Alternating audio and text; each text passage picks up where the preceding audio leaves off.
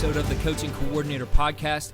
We're going to focus on creating a common language and how teaching things a certain way with a certain language is going to make a big difference for your team, for your offense down the line. And joining me to discuss that, the offensive coordinator at Middle Tennessee State University, Brent Dearmon. Brent, always great to talk ball with you here on the podcast. Keith, I try to spend about one time a month making sure I catch up with you and talk football with you because I always have so much fun.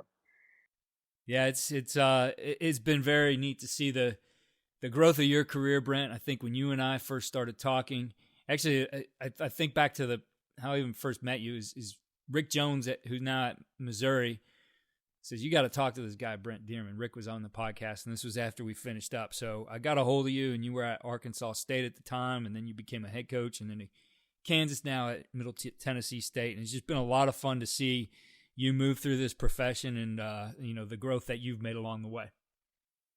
Yeah, no doubt the Lord's kind of opened some doors, but a guy you just mentioned right there, and Rick Jones, is probably one of my top three mentors in this business. And just being able to rub shoulders with him, being able to get to know you, Keith, and all you do for coaches has just also been just a joy for me and just the journey that I've been through these last 6 years. Coach, we've been on a journey for this last 12 months, and the information that has just flooded the coach marketplace from, paid clinics to free clinics. And, we've discovered this virtual world that nobody, a year ago, not a whole heck of a lot of people were using Zoom to talk to each other. Now it's, standard operating procedure and the ability to share your screen and talk to somebody and clinic them up. So all this information is coming in, but, ultimately, even though you know more, doesn't guarantee that you're going to be successful with it. It's all about how you use that information, especially the stuff that applies directly to you. But at the end of the day, it all comes down to a common language. And you're experiencing that right now. You are in a new program now, 4 weeks into it at Middle Tennessee State. And installing your offense, it's very important for you that you're getting everybody on the same page, not just here's our schemes, but this is the way we talk. Absolutely. We just started here a month ago, and in 1 month time period, we have been through our installs 3 different times. And I'm trying to overdo it where every coach in that room speaks the same language. Every coach, the running back coach, knows what the offensive line is calling that particular double team, where the receiver coach knows the steps for the running back. The O-line knows the drop for the quarterback. And they all talk it because I think it's such a big deal to make sure everybody in the room's on the same page. Everybody's all in. But also it helps the young coaches out in the room. It helps the GAs. It helps the quality control guys to see the big picture when there's so many offenses out there that everybody just worries about their own position instead of seeing the big picture. So, we spend that first month doing that. And then next week, we're going to go in a room next week, and I'm going to call a play out, and I'm going to pass the pin over, and I'm going to say, all right, Coach Stockstill, who is our receiver coach, I'm going to say, draw up all 11 guys on this play. And he's going to talk through the whole thing just like he was the coordinator. Then I'm going to hand the pin to the receiver coach or the O-line coach, and I'm going to say, all right, now you draw up this pass play. And our offensive line coach is going to have to draw up all 11 guys on a pass play. So then that will be us hitting our offense 4 times in a 5-week period. And, I think that's just a big part of getting everybody together and everybody speaking the same terminology, same language. Yeah, I think what you're doing is so important. And I'm sure we've all experienced those situations where, on the other end, if you want to make it work where kids aren't getting confused, is everybody stays in their own silo. And, you when you see something going on wrong with that other thing, you keep your mouth shut because maybe you're not speaking the same language. And that's not the best way to operate, but it's better than everybody out there saying different things, not communicating the right way and confusing kids. So in that regard, certainly you want to be an expert on your position, but when you can expand your knowledge to the entire offense and understand, if you're the offensive line coach, how the quarterback coach is talking to his guy, when you're communicating even to another coach using the wrong language, that player may be standing there hearing it, starts to get confused. So I think it's so important that you get everybody on the same page terminology-wise, and that's the best way, that's the optimal way to operate. Absolutely is. Something that they really hit this morning while we were going over something is our offensive line coach was talking about a 3-man slide in our pass pro, and here we call that a rip call. And the next pass play, our receiver coach on film said, all right, so right here y'all will be calling this a rip call. And it's just to hear that you got 5 coaches in a room, you got 2 GAs, you got 1 quality control coach.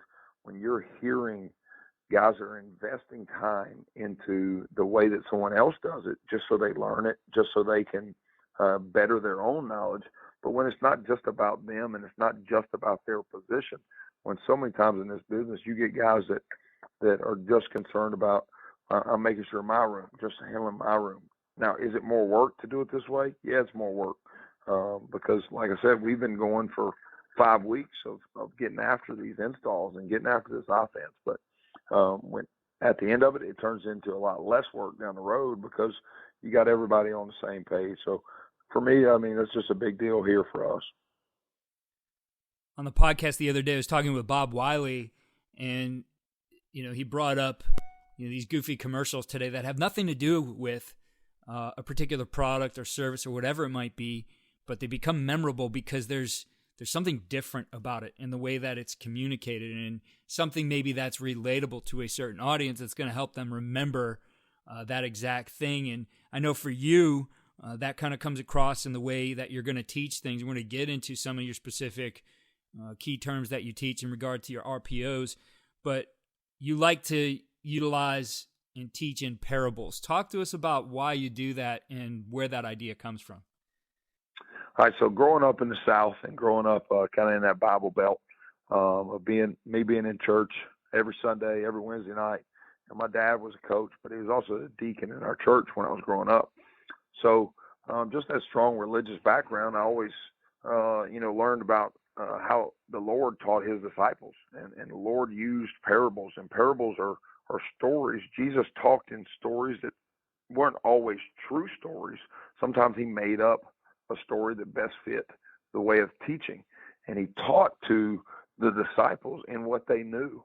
So because they were fishermen, Jesus always referred to being a fisherman. Jesus always taught them lessons about fishing, or others that were carpenters. He would teach in lessons that a carpenter would understand. So for me, I think I'm talking to 18 to 22-year-olds every day. So if I try to refer to things that they don't understand, they're not going to learn it very well. So I try to relate to them. I try to bring my story or my coaching point to levels that they understand best. So that's where the teaching in parables kind of comes from that I do.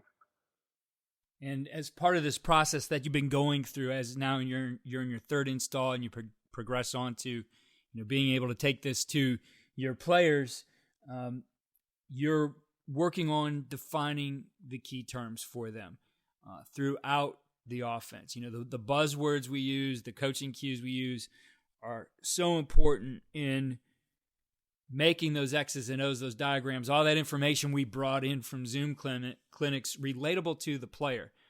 Again, it's not about how much we know, it's about what they know. And in order for them to be able to do that, you have to relate everything to them. And it starts with that glossary of key terms, and it's something you define. So today we're going to cover, and you gave me 4 of those key terms that you utilize within your RPO offense and are really an important part of the scheme that you're putting in. And the first one for you is the D-gap fitter. How do you define that? And again, what's that language then that's going to get communicated to the players? So what we go into that first room, and I define every gap, and you have to teach that quarterback as simple and as elementary level that it sounds. I teach them what the space between the center and the guard is, and hey, that's the A gap. The space between the guard and the tackle is referred to as the B gap. And about that time, they start looking at me crazy, like, Coach, we understand this. We're college football players. And then I tell them what the C gap is. And then we get out to the D gap. And the picture that I have is us in a tight end wing set Well, this tight end wing, it's clearly you're able to see what the D gap is because I treat that just like the guard tackle gap. But then I take that tight end wing off the field, and I just put what our sniffer back is called, or I put a set where it's just a tight end. I say, all right, guys, most teams in the country are going to read the Sam linebacker to the field right here, what the nickel Sam, or into the boundary, they're going to say this is the rover is your read. Well, we say we don't do that anymore. The same with our blocking scheme. Our receiver, it used to be taught MDM, most dangerous man. Well, the most dangerous man was whoever became in that fit in the D gap. So we speak the same language as a whole program and facility now. We've eliminated MDM out of our program. We've eliminated that terminology, and now we just teach what the D gap is. It's whoever they put in that grass, whoever they put in that space outside of that tackle box. So when we're just running the ball, that slot receiver understands that's the guy, that's the D gap fitter. I've got to go get him. Well, the quarterback then understands if I'm running an RPO, that's my read key, the space right outside the tackle box. I'm not reading men anymore. I'm reading space. And whichever defender they put in that space is the D gap fitter. So that's one of the biggest key terms that we're teaching on day one. That's one of the biggest key terms we're teaching in the off season is that D gap fitter. In something you identified there that for a lot of these guys might have been MDM before. Have you found, or how many times through the install, I guess, does it take to eliminate terminology or get coaches on the same page with terminology? Because I think when you look at this process, it's probably a little bit easier with the players than it is with the coaches who may have years of experience in calling something a certain way. Oh, I caught myself yesterday saying MDM. So it's for us that have been doing this for multiple years, it's a process. It's something that I've even got to correct myself and push it out and say, all right, my bad, guys. I said MDM there. It's the D gap fitter. So it's a tough process when there's language that you've used for so long in life, and you're trying to implement something new into that. So I understand even myself that it's a difficult thing to get it out. I think as coaches, we assume a lot of things because we've heard it in multiple clinics. We've maybe done it a certain way, and you see those terms used over and over again. But having those clear distinctions about what it means to us, very important. So another term like that, one that has kind of become, almost universal terminology, is that gift route. So gift route is the next key term that you define. So for us, if you've listened to me talk RPOs, if you listen to any of my clinics, or if you listen to anybody else that's kind of in the same world, is they have this gift route. Some people I've heard call it a take route, which it all means, hey, if it's beautiful, if it's a gift, if there's a bow on it on Christmas morning, if you think you can take it, take it. That's what all that meant. We have kind of transformed it now, and it's just something that just naturally happened by me coaching the quarterbacks, is a word that I've even used now is a proposal. And your listeners are probably going to think, what in the heck is this guy talking about now? And it goes back to those parables of what do 18 to 22-year-olds understand? And for me, I look at Mike, who's my 21-year-old quarterback, and I say, all right, Mike, do you have a girlfriend? And Mike will say, yes, I do. I said, well, Mike, are you ready to drop down on one knee and propose to her? And he'll say, no, Coach, I'm not ready for that. And I'll say, why not, Mike? And he'll go into all the details of, I don't think I'm ready, Coach. I'm not for sure. I'm not 100%. That's what I need to do right now. I got all this other baggage. And I'll say, exactly. I said, Mike, what about that route? When I look at that route out there, is there anything that causes hesitation to you? And if there's anything that causes hesitation to you, I'm going to tell you not to propose to her yet. I'm going to tell you it's not time to drop down on one knee and ask her to marry you yet. And that's the same with that route. And if anything scares you with that route, that means you don't do it. So we've kind of changed that gift take to a proposal now.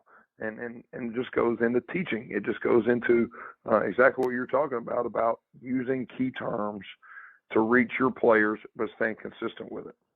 Well, the next term has to do with the type of movement that you're looking for, and it's something I've been sharing throughout this off season in the research and development series I've been writing about, and then sharing on this podcast, is that there's certain things you want to accomplish with your offensive line, and there's some teams that are built better for vertical displacement, vertical movement. There's some teams that are built better for horizontal displacement. It has to do with athleticism and body types, etc.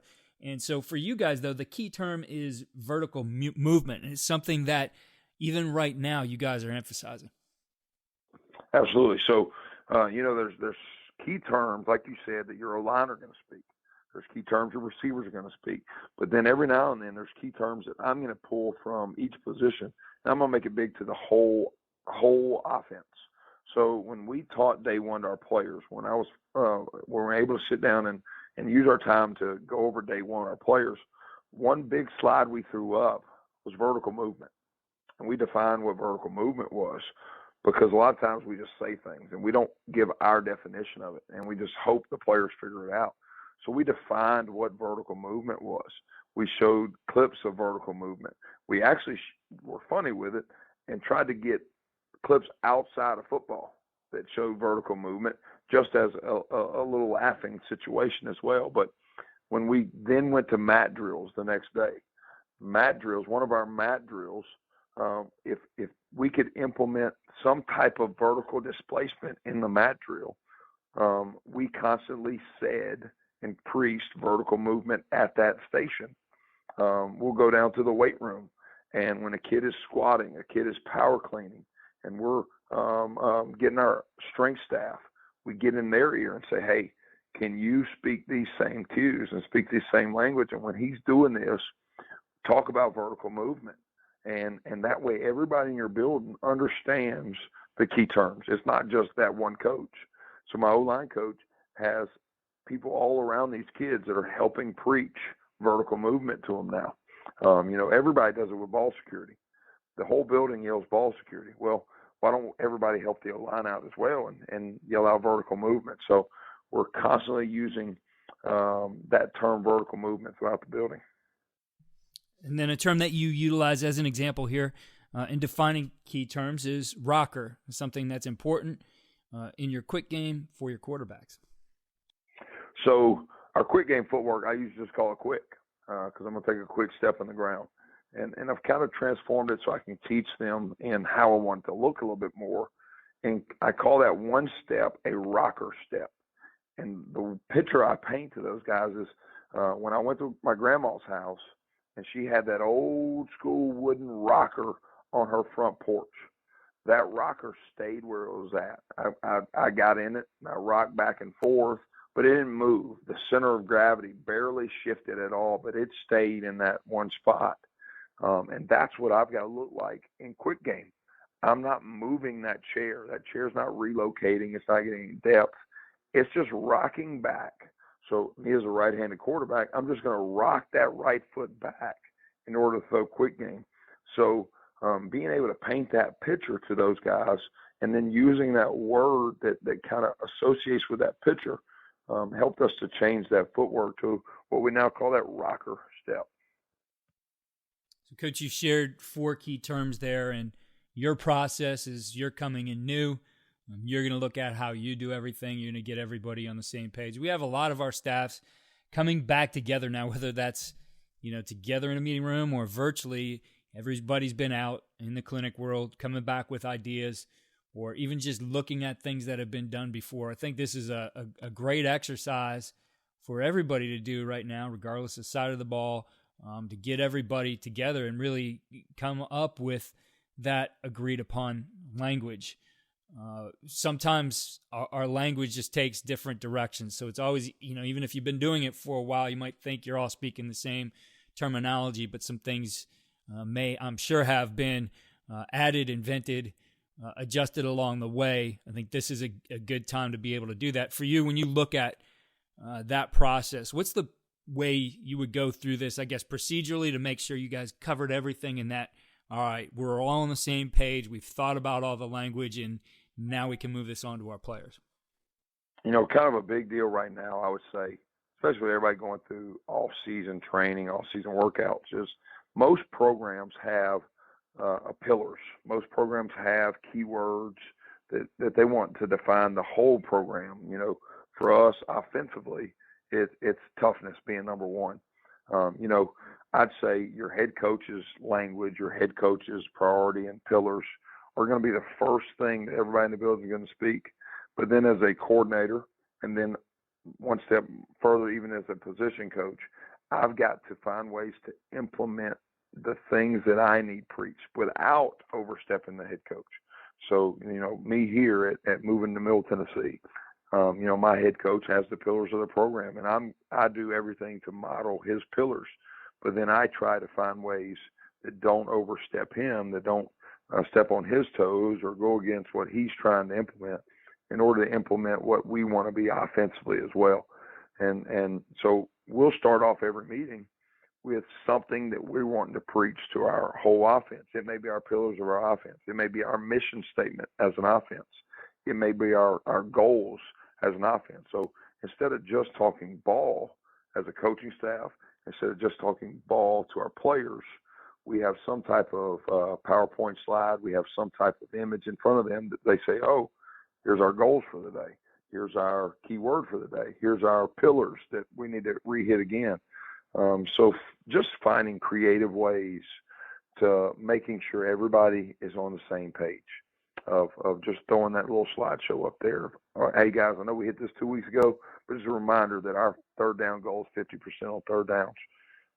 Just me as the leader of the offense, it's my job to overcoach and to overemphasize all those things.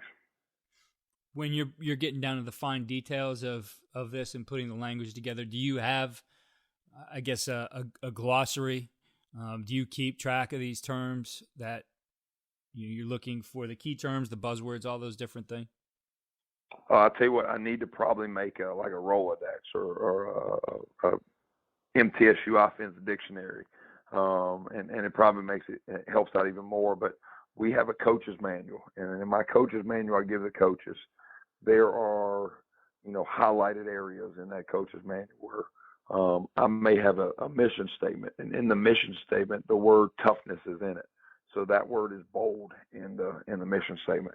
So even though I could probably put a lot of the key words just on one page or on multiple pages together, we just try to overemphasize some of these key words throughout the playbook, throughout the coaching manual, so they stand out a little bit. Well, I know you've talked at a few different places virtually this off season. I was able to sit in on a couple of those, and like I said, everybody's out there getting a lot of ideas right now, trying to move their teams forward.